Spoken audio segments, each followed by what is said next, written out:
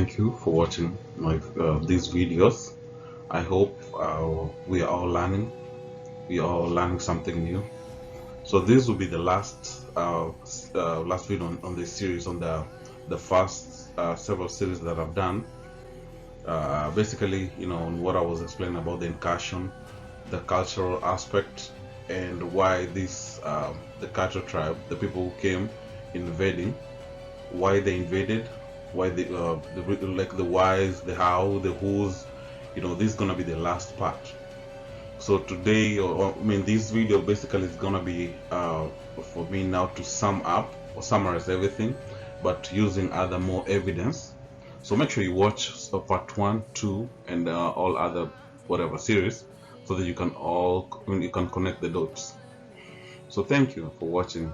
Please share this video to other lawyers so that we can all connect the dots. This does not mean whatever I've shown here is everything, but these are like the basics. That's the foundation.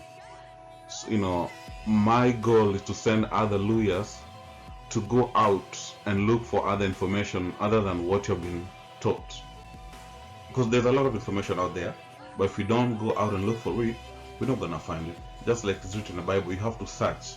So go out, be an army of people searching for information.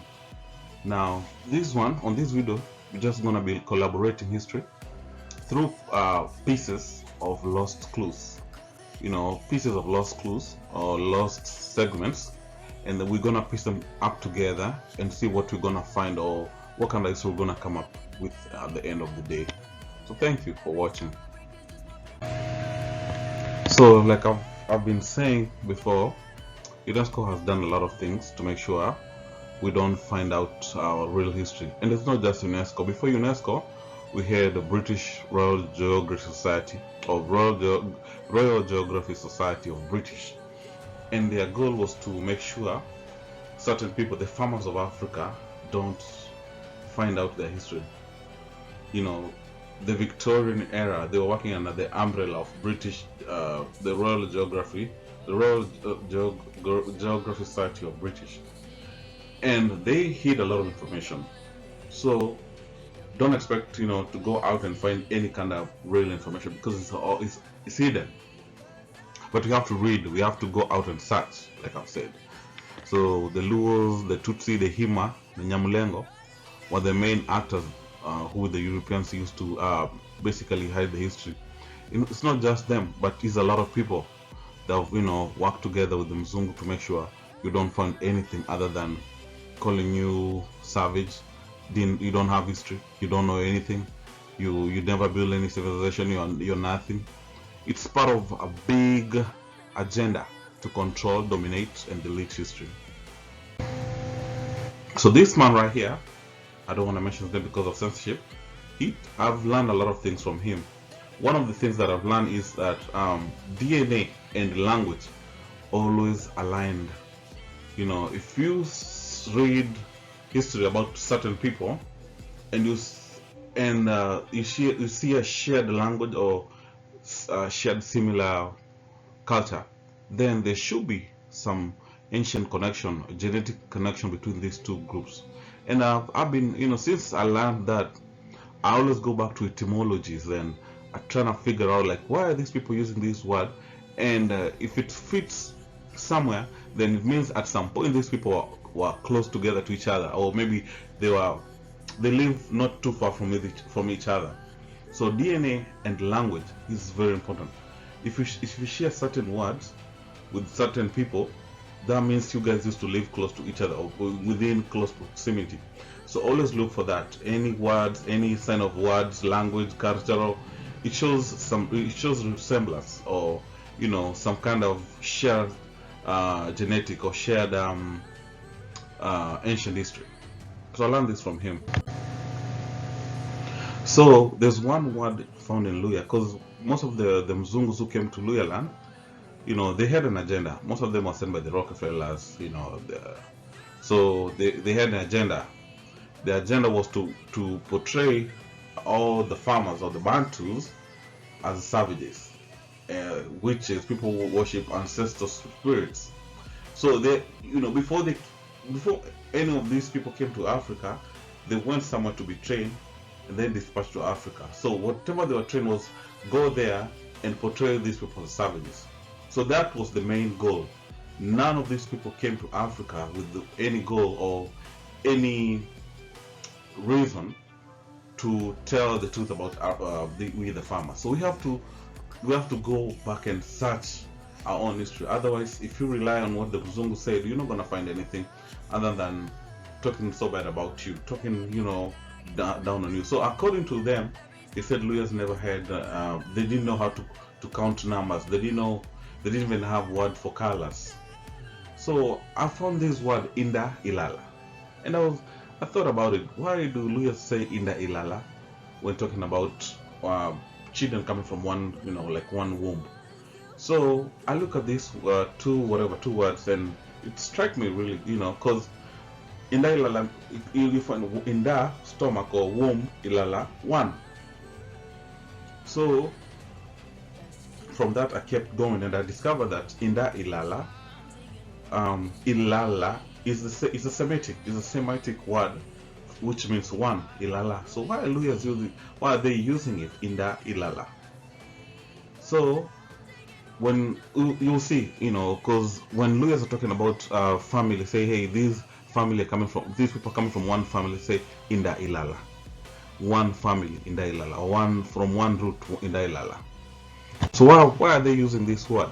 And you find the same word among the Arabs. They say Allah, Ilah, Allah, whatever, how they use it, which means one God. So, like I've said, every time you see a word that kind of match or align with other people, it means that these people used to live or used to be close to these people. So one God is Allah, and the Luya they say Ilala, Alala. Even one they say Indala, one, Mulala, Alala, Killa, one. That's how they they call one Illa, Indala, Mulala, Ilala. So why are they using that word? So another word that's kind of struck me was Eye, Ashiri, Eye, which was the original words that were used for when Moses encountered God or angel, I don't know, in the burning bush. So the word that was used was Eye, Ashiri, Eye. If you replace it in Swahili to be Yeye, Ni Yeye, or Yeye and Yeye. So and then the middle, if you replace the middle one and now replace the Luya, it will be Eye, Ashiri, Eye. Eye, Ashiri, Eye. Same word, same whatever, same words. So and then if you go down, you found Kusaya and the Nyasaye and the Nyasaye, Husaya, Masayo. Within these words, the Luya, according to Europeans, especially the missionary, who spent 40 years in Maseno trying to steal Luya's words and give it to Luos. They told, today they claim that the Nyasai is from Luos, but the Luos only use the word Nyasai. Now, Luos are not just in Kenya. There are other Luos in Uganda, in Sudan, and even Tanzania. None of them knows anything about Nyasai, other than the Luos who are found close to Luyas. Now, if you go deep into this word, it goes back to Nyasai, Kusaya, Lisayo, Masayo, Masaya. So you see, the Luyas have more etymologies, and they can manipulate this word more than the Luos. So it's very important, because why would the Luyas just be using this word Kusaya, Nyasaya, Husaya for prayers and God? Why? Another word that I've been looking at, gave me some hints, was the name of Moses. According to the original word was Mushitihu. Now, this word kind of it sounds similar to the Luya's word Kidahu, Shitahu, which means from this well or from spring. Now, if you say, if Moses was this I don't know, the mother or those who found Moses floating on a basket, they call him Mushitahu, because they drew him out from the water, and then they call him Mushitahu. Now, that's kinda is very Luya. Like to me, that is very Luya. Mushitahu. If you say, if any Luya, I mean, if there's any Luya out here who can say, okay, this is not true, come out and tell, and challenge me. When you say Mushitahu, or in Maragoli, I think it will be Mukidahu, or Mushidahu, Mukidahu. But in like Isuhaitahu, will be Mushitahu. Now we have the royal family of Nabongo. Here, this brother was Shitahu, or Shitahu. You found these names, and it means these people have the same etymology or ancient connection with these words. Like I've said, Moses' name is Mishitahu, from the word Mushitahu, Kidao, Kidao, and like I've said about Nabongo. So let's sum up these little pieces, like I've said, and see what kind of pieces and evidence or stories that the ancestors left for us, so that we can piece up together and come up with clues. So according to this book, it says that the sacrifice, the Maragoli, this is not about the Maragoli. The Maragoli involve an elaborate form of worship that reflect that gender ideology. Sacrifices involve a white he-goat with horns. The sex signified the paternology of a Maragoli society. After a priest's prayer, the goat fell down by itself and died. It should be noted that these rituals were presided over by the Nondi priesthood clansmen. The Nondi clansmen are descendant of Mavi, who was Murogoli's last born son. Murogoli, the founder of the Maragoli community, is said to have been a diviner or medicine man. The Nondi clansmen will skin the goat and examine the omens in the entrails. Now, pay attention to that part, because later on we're gonna, cover much about that. If undigested food was green, then they knew there would be great prosperity. In case of impending danger from enemies at the times of sacrifice, the elders took the stomach, inflated it with the breath, then punctured it with a stick. This was to ensure that the total collapse of the scheme of the enemies. The Nondi elders that then roasted, they ate the rest of the meat. It is, however, notable that the elders were men and not women. The great population density among the Maragoli could be attributed to their religion and culture. Maragoli land is the most densely populated area in East and Central Africa. This can be traced back to the time ancient prayers for fertility, and Maragoli desired and still desire many children. Anyway, long story short. Now, when you read other books, they just say, hey, Maragoli used to have religions. Thousands of people used to meet, and but they don't go deep to discuss the root, what they are doing. Like, they just say they used to offer sacrifice on July and October or September, but that's not true. Maragoli used to offer sacrifice like every single day, and they were the protectors of other Luyas. And this started long time ago in ancient Uganda. Remember about the Bachoezi, the Bahiru, the people of sitting room, the priest, who are helping the king to rule or to govern the whatever. So you had remember I said about the priest and the king. So among these people, all those people that disappeared from ancient Buganda Bunyoro, they became the Luya, and this was their system or how they used to do things. You have people who are performing the rituals and whatever, and then you have the rulers or the kings. So this is one way of or cultural thing that they were doing to protect themselves and become prosperous. But the Kero tribes came down or followed. Well, I don't know the truth. They came with all the knowledge that they had to make sure they conquer, delete, and destroy all this, so that these people will never know the history again. So you see, later on you see why they, how they did it, and how, the evidence that we have today. So I think in East Africa, it's only the Luyas who have a lot of attachment to this thing, the gizzard. And if you read the Bible, especially if you find the Bible which have not been, been tempered, you find a lot of emphasis on this thing, the gizzard. Now, when I was growing up, I used to hear a lot of people talking down on Luya about this. They say, "Oh, you have a lot of mila, mukona mila. You have a lot of mila about this." Then later on, coming to find out that this is in the Leviticus, it's found in the Bible. You know, the gizzard. It is one of the most spiritual attachment of for the Levites. It was a lot of commandment or a lot of things and sacrifice stories or whatever about the gizzards.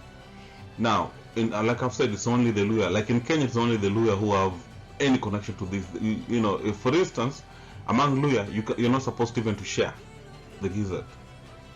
Remember when you read about the entrance or whatever? The Maragoli used to check the entrance. This is the most important part. So in Leviticus, it talks about remove the gizzard with the filth, whatever. It talks about in filth and throw it on the east side of the altar, on the place for the ashes. Like I said, it used to be ridiculed by the neighbors. Then later on, come to find out, oh, it is in the Bible. So this is one of the most important part when it comes to sacrifice or offering sacrifice. I'm talking about the ancient Levites. The Aaron, I'm talking about Moses. It was all about gizzard. As a matter of fact, it is known even. Okay, I don't want to. Let me not go Nandambio. Let me slow down. So I found this guy is a historian from Tanzania, and he has a lot of interesting story. Because remember when John Huntington Speck came to East Africa, before they unalived him because of saying what he said. The Tanzanians or the Sukuma and the other people led Speck to what they knew as the Amara people. But when he went back to say, hey, I found him, including the map, they unalived him. So let's read what this guy said. He said, Asili, but unfortunately this is going to be in Swahili for those who may have problem with Swahili, so it's going to be in Swahili. He said, asili ya jina la mkoa Mara ni mto Mara ambao unaanzia nchi jirani za Kenya kupitia katika hifadhi za mbuga za Serengeti kisha Tarime na maji yake umwaga ziwa Victoria. Neno hili limetokana na neno la jamii za Kisemitiki, Semite za Washeba na Mzekushi. Mara kwa Kuria jina maana nyingine Mara kumaliza kichuri au kufanya jambo lile bila kusita au kuchelewa. So this guy goes on and says something about the Mara, why we had people called Mara and the place is called Mara. He says, according to him, kuchinja wanyama kisha kula kichuri majimaji yaliyo kwenye utumbo mdogo wa mnyama yenye asili uchungu mdhili ya nyongo ya ini kwa ajili ya kupunguza machungu na hasira. Hivyo basi walikuwa wanaoinda wanyama katika bunga za Serengeti na kuua hicho kichuri. So in long story short, he said there were people called Wamara. These Wamara were known for offering sacrifices, and they used to eat the entrails, and that's how they nicknamed them, the Wamara, the people of the intestines. And these people, after some time, they disappeared, and that's why when people like Speck came, they were pointed or they were shown, hey, are you looking for the Mara? Including the Balochi and some Kamba. I have books. We have books, evidences. I have all the evidence. They say Wamara are found next to Lake Victoria and next to Winam Gulf, and these are the only Wamara that we know. They had books, they had everything, but another tribe came to them and stole everything from them. So he has a lot of these stories, and it tells about what happened to Amara. Very interesting. You can you can pause and read it. Very interesting. Now, like I said, Huntington Speck, is the one who found the real Amara, including how he drew it on his maps. But when he went back and to show British Geography Society that he had found the Amara, they unalived him. So, according to this is one of his book, Speck, what he wrote about the Amara. He said the Amara are being Christian, and they both single holes in their center both of their upper and lower lips, as well as lobes of both of their ears, in which they wear small brass rings. They live near the Nyanza. Remember, Huntington Speck was the first man ever to arrive in Lake Victoria. first man ever. Like before him, nobody was the first person to ever found the Lake Victoria. To also, he saw the people called Wamara, and he drew them on his map where they live, like, you know, the location. But later on, British Geographical Society analyzed him and then sent Henry Morton to come and say there were no people called Amara. So this is Huntington's spec mark. You see why he say Amara Ukori, Amara Ukori. This was his map. But after Huntington went back, this map was changed by Stanley Morton, and he went back and said, "Oh, there were no people called Amara. We didn't find any Amara." Remember what the Tanzanian people are saying about the Amara? It's a Semitic word, a Semitic word.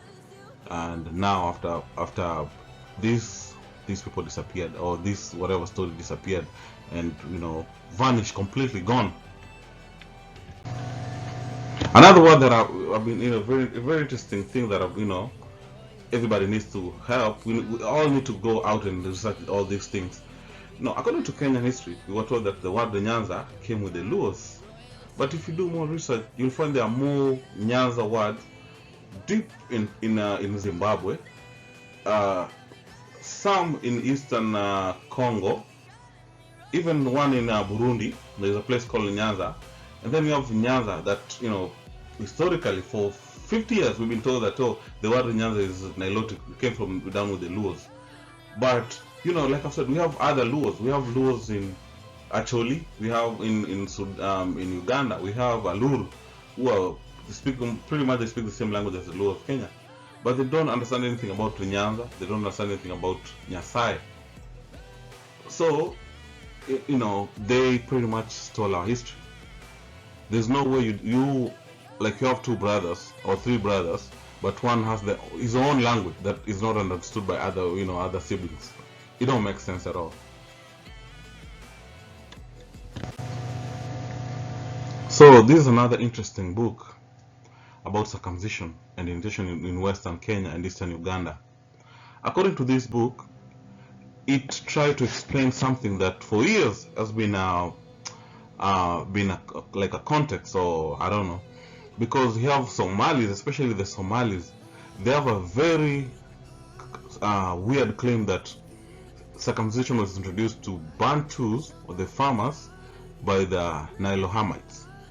Now, according to this book, it painted a different picture, because now let's just go ahead and read the reference. It says, the distribution technique of the analysis of the ethnographic data can provide evidence for historical development which are not covered by written document or by oral tradition. One of the reasons for neglecting this method may be racial prejudice, on which, for instance, the Hamitic hypothesis was based. Thus, the similarity between the male initiation rites with circumcision of the Kalenjin tribe, then known as Nile Hamites. The adjacent Bantu tribes in Western Kenya and Eastern Uganda was readily interpreted as example of borrowing by Bantu from their neighbors.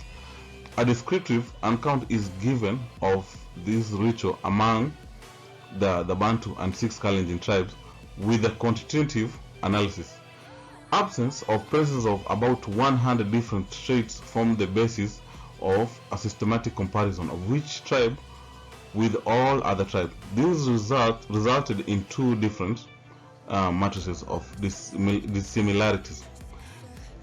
Depending on the choices of measures of association, it is clear that the circumcision ceremonies of the Bantus shows a significant greater differentiation than those of the Kalenjin. This suggests an earlier adoption of the ceremony by the ancestors of the Bantus than by those of the Kalenjin. This will be consistent with the Kalenjin borrowing of many agricultural practices from the Bantu speakers, for which there is strong linguistic evidence. You see? End of story. But up to this day, the Kalenjins, I mean, not the Kalenjins themselves, but the Somalis, they make all kind of argument and noise and say, oh, you know, we introduced circumcision to Luya, oh, we introduced this to Luya. Somalis, who are very far away from Kenya, far away from Uganda, they make these claims. And, you know, I've people, mostly don't even know how to answer that. But you see, we have evidence that that is a lie. These people never introduced anything to us. As a matter of fact, we're the one who introduced everything to them. Evidence is right here. Now, if you look at this map, you see the Nile Hamatic. You see where they live, the maps. Now, according to history, and this is, you can go out and find, do your own research. Before Islam, the Somalis did not bury the departed ones. They did not even they did not circumcise. It is until the Islam that arrived in Ajuran, or maybe I don't know if they came from Mesopotamia or where, and it is until then that you see Somalis starting to practice other religious beliefs, like including circumcision and burying them whatever, like Muslims or like the people today call Arabs or the Turks. But before then, the Somalis didn't practice all this. There are no ancient burial sites in Somalia. Zero, none. The same, you go to, now you have this small group of Nandis, which are like, you can see them, like pretty much they've created like a letter C around the Luya. You see them right there. These are the only Nile Hamites or Hamitic people who practice circumcision. Then you have, they have other groups who are related to them, like the Turkana, Pokots, further north, who have nothing to do. They don't practice circumcision, nothing. And they tell you, oh, these are the people who introduced this to you. So you see, we have evidence now. So when you go back to your whatever drawing board, make sure you know this, because this is going to help you. It's going to make you build your own case. This is very important. This is one of the oldest picture of Kavirondo. You see, according to the Mzungus, they found Luyas farming sorghum and dura and millet. Not just Kavirondo, including Hutus. The Hutus, the people they call Hutu, who are being enslaved by the Tutsi. They used to do the same thing, growing millet in thousands and thousands of miles. This used to be, the source of food for many other groups, and including trading center, because we're just feeding people like the Omanis. It used to go as far as India and many other places. So in this book, it says, this is by C.W. Hobley, one of the guy whom helped Luo to steal the land of the Luyas or the Kavirondo. He says the Kavirondo people, on the other hand, live in a rolling grass country, having altitude of from 3,800. So trying to explain that. So let me go down. He said in Nandi, the Elysian grain Wimbi is the only cereal that really flourishes. The great staple of Kavirondo, Dura Mtama. The sweet potato or batata and the banana do not flourish. The contrast between the tiny cultivated plots of the Nandi and the miles and miles of cornfield and the seeds in Kavirondo is more striking. The Kavirondo people are more flourishing and happy, better nourished, of finer physique, and altogether appear to be better suited to the environment than the Nandi. Now you see, and you can go down and read other things, comparing other people from the Luyas, and you can see the Luyas were. As a matter of fact, the guy who came before him said he stayed among the Luyas and recorded 0 infant mortality for the whole year. No kid was, before his time. No women, like when women were giving birth, the kids, were not and could not be unalived. I don't want to say that word because of censorship. So Luyas were they used to do the entire things that you learn about Bunyoro, about doing how you call it, the surgeries, with the Kavirondo and the Kisi used to do it together. Now the word Kusumu, just like other things like Nyanza and Nyasai, it came down with the people. But what group of people brought this word? Because Kusuma is not just restricted to Western Kenya. You find Kusuma in Rwanda or Burundi, and then there's another one I think it's in Eastern Congo, Gusumo, and with the same meaning. So who brought this word to Western Kenya? So according to especially Maragoli, we still call place of trade, akusuma, kusuma.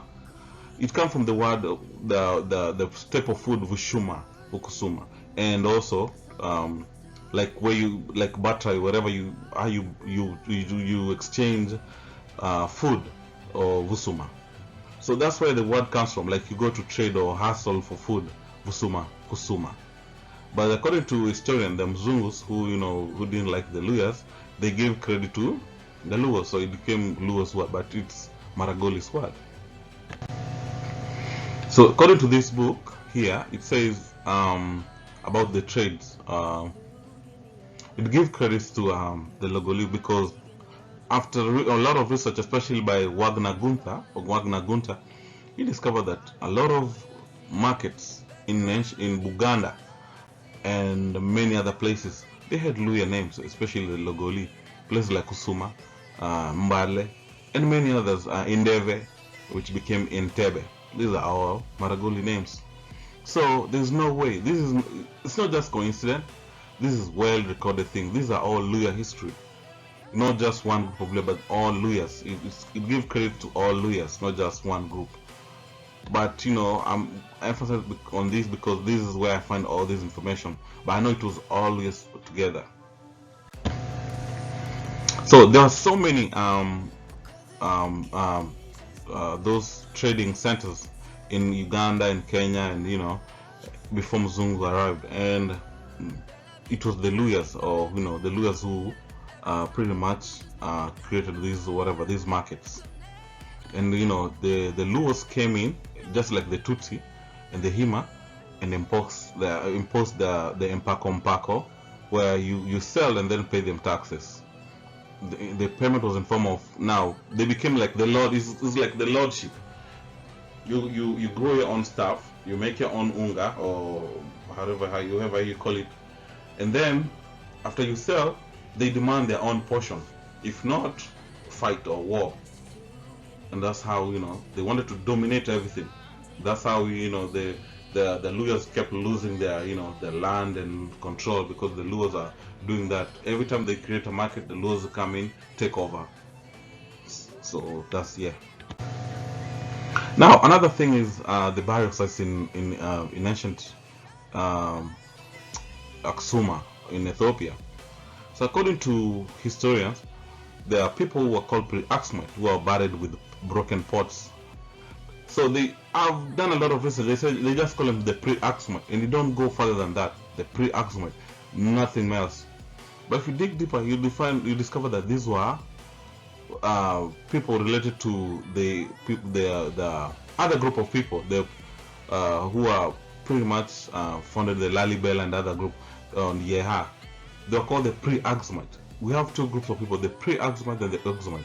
The modern people you see today in Ethiopia are not the ancient Aksumite. These are new Aksumite, but they were original Aksumites who built and did all those stuff, founding the market and establishing trade hubs, in Aksuma. Where did they go? Now, these are the attributes and their culture and their characteristics, the burials. So modern Ethiopians don't know anything about this. They have nothing. They excavated all these burial sites. They had nothing. They don't know anything about it.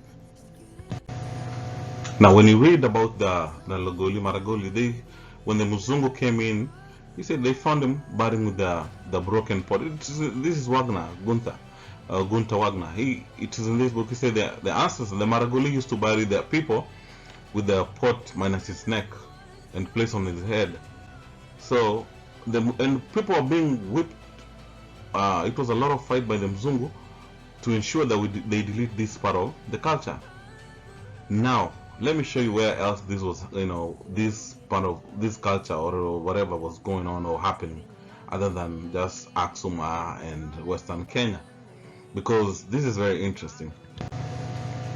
Now, the people, the ones who today in whatever, they have records. They recorded themselves doing the same thing, burying their ancestors with a broken piece of pot on their head, and they call it Hebrew. They do the same thing, burying the ancestors with broken pots on top of the head. Now, between them and the Logoli, who's the founder of this? I hope you're getting somewhere.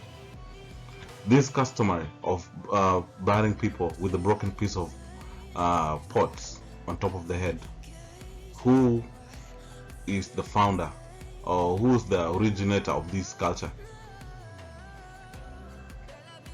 They call it Hebrew, but when you do it, the missionary had to delete it and say it's occult, it's an ancestor spirit. Now, there's a lot of history, there's a lot of debate about how certain words appeared among the Luos and the Luya. So I'm going to reference this book, which is basically talking about those things. It says in a chapter on 19th century, Luos-Luya relationship indicate the opposite, that many Luo lineage had close contact with the neighboring people of other ethnic groups than with the other Luo. In fact, the relationship between the three major groups which inhabit Nyanza province, the Luo, Gusii, and Luya, form one of the major and unwritten chapter in the history of Western Kenya. Early account often confuse the three and simply refer to all of them as Kavirondo.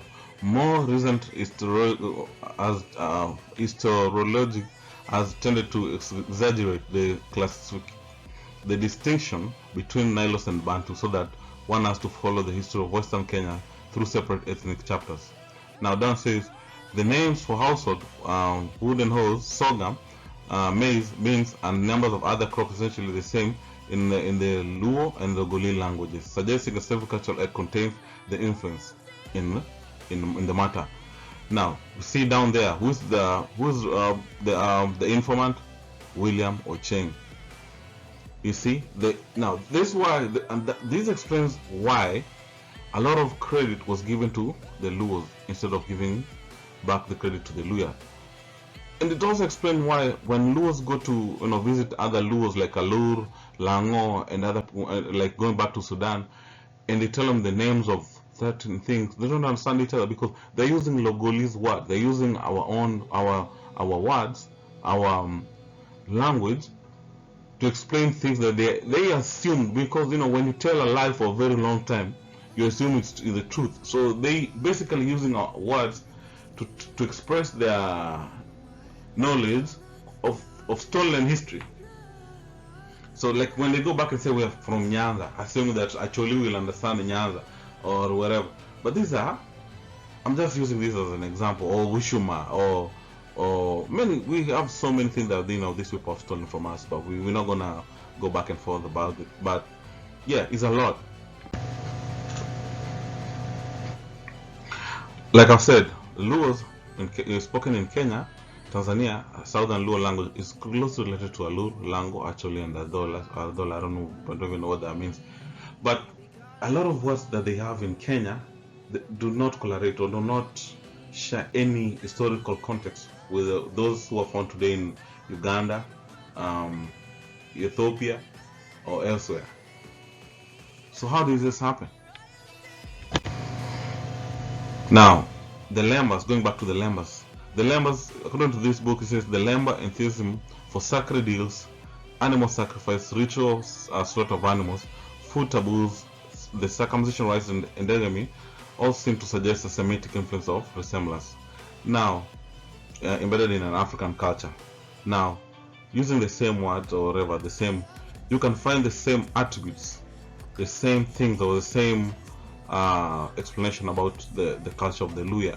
It has a lot of things that are completely Semitic, but because of how the Luos and the Tutsi and other group painted other people, you will never hear anybody talking about this. And every time we try to raise this issue, people just think like we are just making up stuff. But these are all facts, and you can easily be verified. Now, according to DNA, and I hope when I say this, a lot of people, you have also done your own research. Remember, there was a lady who did DNA. She was a Beta Israel, Falasha, living in Israel, and her family, like her brother and herself, they did DNA, without telling any, the company that they are Beta Israel. And the results were, she had a lot of Luya DNA in her, and not just even a brother. I remember, she was showing her results, and everybody was saying, oh, the Luya slaves, it's because the slaves from Luya were taken to Amara. Now, let's go to the research, because there's a lot of research, but they don't want you to know. So according to research, it shows that this is not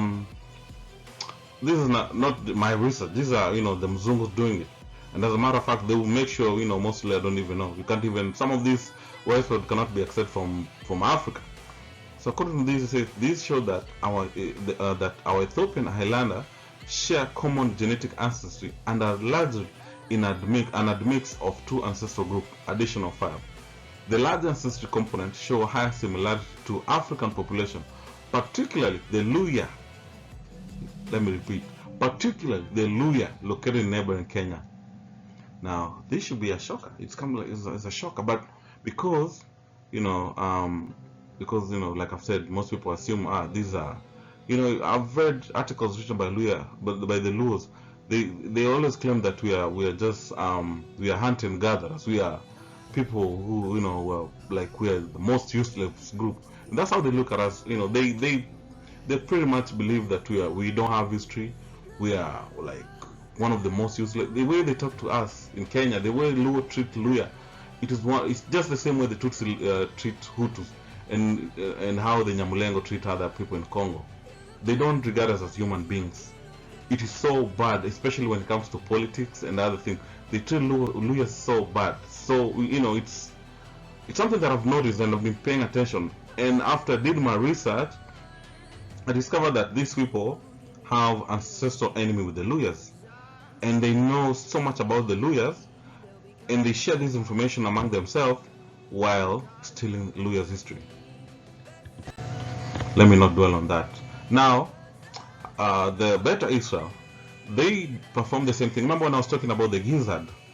They have the same belief or the same culture of searching the intestine, including the Gizzard, before they go to war. I'm talking about the Falasha. They do the same practices of checking the Gizzard and the intestine, which you call the entrails. They check the same thing to make sure, especially before going to war. They check the Gizzard before going to war. When they are doing that, it is called Hebrew. When we are doing the same thing, it is called occult. Now, there's so many names that you find in Ethiopia and other places. These names disappear from Ethiopia and then they migrate south to Uganda and Western Kenya. Example of these names including Gonda, Sana, and Kitara, Kusuma. These, did I say Sana? Yeah. So all these names, you find them especially in Eastern Sudan, Ethiopia, and then Yemen, and then they disappeared from that part of the world, and you see the same names appearing around the Great Lakes. So who brought down these names? Like I've said, whenever you see a names or a language or shared common culture, whatever, it means the people shared ancient history. There's some aspect of shared ancient history right there. Like I've said about Gonda, Aksuma. I don't want to go deep into this because it's gonna make this video long. I don't want to do another long video. So you can do your own research about Gonda, Aksuma, and see how these names came down to the Great Lakes. So another thing that I want to remember, I was talking about the cultural. Now this is about to get very intense. Now, when the Luos came to the Great Lakes, just like the Tutsi, they had two things that they wanted to impose on everybody. Actually, it was three. It was three things that they wanted to impose on the farmers. One was the female genital mutilation. This is from the group that came from further east. The Luo did not impose that, but other group, including the Tutsi, they were imposing. For you to stay among them, they wanted you to practice these things. And then you have another group, the Luos, they wanted, and the Kalenjin and many other groups. For you to accept, to live, to stay in your land, you have to practice removal of teeth. Otherwise, they will not allow you to stay, in your own land. Talking about your own land, they will uproot you. So that was called empako mpako. Then the other one was talking about the FGM, removal of teeth. Oh, and then they wanted you to stop circumcision. So if you don't accept those three, they unalive you. So they would they used to for them to know, like, you have accepted them, you have accepted the empako mpako system. They were checking for those characters, and sometimes marking, like, remember those marks. You mark your face with, cut your hair, forehead, and your face. Those kind of characters they want to do. That's how they were imposing their own culture, and make sure you delete your own culture. Now you're using their software. So them, they understand, they understand what that culture means to them. But once you accept that, you have to give up your own culture. So they were enticing, especially the Banyore, Ngani, who are the Maragoli's brother, like real brother. If you check the DNA, I've checked a lot of DNAs of the Nyores. These are brothers to the Maragolis, real brothers. So they were imposing, they were enticing them with females. Say, hey, you're gonna marry a female. We're gonna give you a female in exchange for you to give up circumcision. You remove your teeth and other things. They did the same thing with the Suba, but by the time they were doing that, they knew there were no female. Like they had, I don't know what they did to the females of the Maragoli, and the other Luyas, because our people were left without females. There were no females at all. As late as 1600, there were no females, vanished, completely gone. So now they were giving our people their own female. They were bringing them down from Sudan and say, for you to marry a female, you have to cut yourself, you have to remove your teeth, and then at the same time, when they are coming to fight, they say, hey, open your mouth. If you don't have teeth, they'll unalive you. So it was like a mark. So everybody had to accept and do it. Otherwise, they'll unalive you. So you see this picture, it tells a story about what happened. Most people don't understand these things. They think it's just for beauty or forever, but this is more cultural or religious belief that, for them. Yeah, like I've said, for them, they say, hey, we want to, like, according to this Lua's story, they say they were imposing that culture on the Luyas to identify a Bantu from the Nile, so that when they're unaliving people, they can tell who's a Nile and who's a Bantu.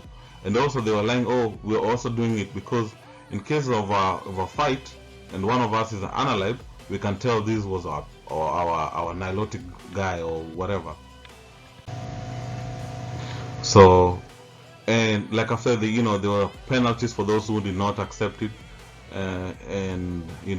But now, going deep into this thing, you're gonna discover that, especially today when people are doing a lot of DNA research, you will find out, especially like, is it called illustrative DNA and the GPS DNA? Is it called GPS? I can't remember the name. When they are doing ancient DNA, they're looking at the Natufian and the Mushabian, which are pretty much, I don't want to say the name, the Natufian and Mushabian, claiming that these were the ancient people, who the Hebrews found in the land. One of the attributes of the culture was how they used to remove their lower and upper teeth. Now, this culture you don't find anywhere else. You don't find among the modern Syrians, the modern Lebanese. You don't find it among the modern Turks. You don't find it among the modern Egyptians. But it is very strong among the Nile Hamites. And the Mzungus know this very well. But because of, they don't want to accept this, they claim that the Lebanese, the modern Lebanese, or the modern, I don't want to say those names, are these people. Sometimes they say, oh, it's the Somalis. But you don't find this kind of culture on these people. I'm not trying to bash anyone. I'm not trying to paint anybody in a certain way. But I'm just referencing what I have, the record that we have today. If it's false, it is false. But if it's there, it is there for us to reference and question. We are questioning for us to find the truth, because that's exactly what they did to us. They question our origin, our history, and we didn't make noise. We were silent the whole time. Now it's our turn. Let us question, and it's for them to come out and counter and say, hey, this is a lie, and tell us the truth. which, you know, it's being critic or to rebut, or accept when somebody comes out and rebut and say, hey, this is not true, because that is part of teaching. That's part of learning and unlearning, unlearning and learning. You know, it's a process. So when the Muzungus came, they were describing us, the Maragoli. He said the Maragoli wear brass ring in ears and extract 3 or 4 loyalties. Remember when I said about, for you to live within the localities of the Luo, you have to remove the teeth, otherwise they will unalive you. So what kind of struck me a lot was when they said they call themselves Lakoli. Remember, I want you to do a more deep research about the Lakoli, because this word is found even in as far deep as Congo and Uganda. There's a lot of Christian songs in Tanzania. When they sing about Savior, they use the word Lakoli. They say the Savior, the saved ones, Lakoli. Tanzania and Uganda. Go do your own research. Now, they say they call themselves Lakoli, Barako, Maragoli, by the Nilotic tribes in the neighborhood. So why would the Nilotic people have a name for us? And why? Like, why? This is by Charles Hobby. One of the, like, among the second or the third guy to step up his foot in Luyaland or Kavirondo. Why did the Luos have so much grips or so much knowledge about us that, you know, it's the Nilotics, not even, it's the Nilotics who have a name for us? Why? So another thing that I want to discuss is about these books on the language. Now, I don't want to go deep, but we just try and find the clues, you know, piece clues here, piece one clue from there, piece them together and see where it's going to take us. So there are so many books that were stolen by the guy called King Ezana of ancient Aksumite. So according to history, this guy, he pretty much invaded Nubia, Kuria or Makuria, Sena,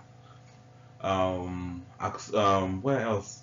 Noba, and his goal was to delete all the historical books and artifacts that were kept in Nubia, because after Alexander was invaded by the Greek-Roman, the Ptolemy, and the many other, all the records was taken down to a place called Elephantine, where it was kept. Especially the Hebrew manuscript and everything, they were kept right there for a very long time. It was hidden right there. And there was a guy called Shikanda. Maybe in the future I'll talk about Shikanda. Shikanda claimed to be one. He was a guy protected by so many people. You can go and research about Shikanda. He was the only guy. He was being protected by a lot of people called Makuria and Alodia. So this guy, he goes to Yeha, you know, thinking like they're gonna protect him from the attacks or the Ottoman, the people who took over what today called Middle East. But when he goes there, the people were in Axum first accept him, and then later on they turn against him. They analyze this group, and he disappears from the map. And he goes. The last time they see him with the Makurian army, is like south, very close to where like very close to Nuba Mountains, and they disappear for good. Now, the manuscript and all these things, they remain behind in around Elephantine, and then you have the King Azana. He moves down, he invades, burns down everything along the Nile, and then goes back with all the manuscripts, which include one of the oldest books that was written in a language called Suba. They say Suba language is lost, but he goes back with this book, translated to Ge'ez or Ge'ez, and burn everything that was in the original Suba language. Now the old history goes, it disappeared, vanished for good, and now it's translated to Ge'ez and Coptic and all the Latin languages, whatever. Now the Ottomans hear about this, they come down and invade Axum. These people around 1200 later on, like after now Azana is gone, they send emissaries to Spain and Portugal to go and say, hey, look, we still have the original manuscript just like you guys. They sent people to Rome. Actually it was Rome. They said we still have the same books and things that you guys have, but we need protection. We need the protection because the Ottomans are coming to invade Lalibela, and places, so that they can see the only manuscript and the painting of Messiah, which was drawn by Luke, Saint Luke. And that's when you see the Portuguese and Spaniards coming around to come and protect, or find. But they're not coming to protect, they're coming to subjugate the entire Africa and to conquer and do all the things that they did from 1400. It is because of the invitation from the people who stole the Suba manuscript. So the Suba is the oldest language that was spoken by Adam, and this is well known. I'm not just making up this story. There was no, as a matter of fact, it is well known that King David and Solomon never spoke any language called Hebrew. They spoke Suba. Now, this is well documented in, especially in Ethiopia and some other places. They know, even they know that the city of David was not called the modern names that you know today. It was written in Suba, and they left a lot of information or hints that will make you know. Because if the last cousin of King David was called Shikanda, so what does that tell you? The last renowned cousin of King David was known Shikanda. He lived in Alexandria. He was known like in most part of between Egypt to Yeha and another city that was called Sena, and his name was Shikanda. What does that tell you? So according to this, the ancient books known as Janshoa, originally composed in an ancient language called Suba, and later translated into Ge'ez, basically talking about the disappearance of the language. So the Suba was replaced by Ge'ez. So according to ancient Ethiopian, the books known as Janshoa, which is really originally composed as an ancient language called Suba, later translated into Ge'ez, the ancestral language of Ethiopia. So according to the people, the ones who wrote Janshoa were pretty much telling the story of what transpired, or like what King Ezana did, how they changed the manuscript from Suba to Ge'ez, Latin, Greek, Roman, whatever, and later on even the Arabic script came to being, or came to exist. They all came from the Suba, because Suba was the original language, down, like it is traced down all the way back to Adam. So it is one of the oldest language, like I've said, it's one of the oldest language, traced back to Noah and Adam. So he said before that, Suba, Adam descended old language. Even before flood, that language existed. It was one of the oldest language. A lot of places and the names that existed before the Muzungus and these people that you see today in places called like Middle East, India, a lot of places were named using this language called Suba. So again, the Amhara, the Oromo, they have been fighting because one group want to tell people about this, and the other one is trying to tell them, hey, shut up, don't say about it. But like I said, Suba is one of the oldest language. So according to this book, he says, I'm just gonna read one piece, and the rest you can freeze and read by yourself. He says, Dr. Fikri popularized Maris Aman finding a new Ge'ez manuscript about Oromo and Amara. Some ancient books, supposedly written in Suba, a pre-Ge'ez language and alphabet. The book is mainly about the Oromo in Ethiopia before 16th century, focusing on at least non-Oromo section known as Mastaba in Ge'ez sources. So according to them, I don't want to read all this because it's going to take a lot of time. But the real fight between the Oromos and the Amhara is about history. And the Oromos are trying to tell what happened, while the Amhara and those people, Tigrinya, the other ones from the north, they are hiding their past history. They don't want anybody to know. They pretend like nothing happened. It's all normal, but nothing is normal. So thank you for watching this video. I hope we can all become an army of people looking for this kind of stuff, so that we can piece all this stuff together. We're not gonna find everything, and this does not mean what I've just said here is 100% accurate. I'm just trying to piece up together, like whatever I can find, so that if our kids or the next generation will be able to find something that they can, the starting point when looking for this kind of history. So I hope somebody somewhere has learned something, and it will help them, find some piece of evidence that they can piece up together and help them come up with, the missing links. So thank you so much for watching this video. I hope you enjoyed it. Nimeshukuru sana kwenye mna watch. Make sure you subscribe, like, share, because the more you share, the more people find, learn this thing. I hope more lawyers, because a lot of lawyers don't know this stuff. Wajui wakagiza sana. So I hope it will help them can understand who they are, where they're coming from, their history, and help them, be a better person than who they are. We are not second citizen. We are not what the Luos are trying to describe us as. We have our own history, and my goal is to make sure the Luos wake up and stand up for their their history, be able to tell their own history without allowing the Luos to interfere. Just like what the Tutsis are doing in Rwanda and Burundi, trying to tell the history of the Hutus in a very derogatory way. Same way the uncle, the Museveni people are doing in Uganda, try to tell the story of the Baganda and even the story of the Nile, in a derogatory way. I don't support that. I want people to tell their own history, So this is my own goal, and I love everybody. I don't hate, and I support all groups.